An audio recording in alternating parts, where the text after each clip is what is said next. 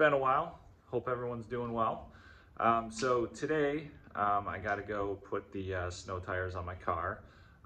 We're expecting anywhere between 6 to 12 inches over the next day and a half due to lake effect snow. So yeah, I'm at that point where I absolutely have to break down and go ahead and do that. But before I do, I just want to tell you what happened at the end of last season. As I was removing my snow tires, I unfortunately had caught a nail in the sidewall of my tire and unfortunately had to replace it. And the stink of it is last year when I got these tires, I spent $167 per tire for my set. Went to go replace it.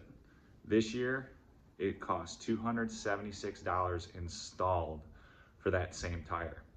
And that was only after a year's use. So that was kind of a kick in the gut, but you know, do what you gotta do to drive safe in the winter.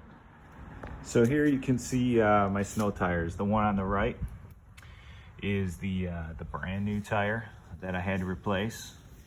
When you look at the little indentations here, that's kind of a good reference point for wear. So this is my brand new tire, and this is the tire from last year. It came off the front tire because I caught the nail in the rear one. And as you can see, I mean, there's not really a whole lot of wear from that front tire, which is great. So it should be a good match. I'll put the new one on the rear, one from last year back on the front. So that's not too bad. So fortunately they're worn pretty even. So I should be good to go for the winter. And now it's time to put the snow tires on. All right, the quick before.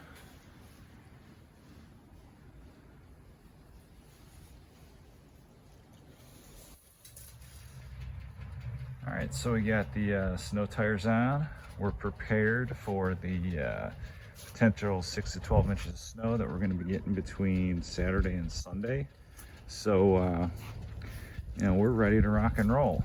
And if anyone was curious what tires I have the General Ultimax Arctic 12, and the size is 235/60/18. So thanks for tuning in, guys.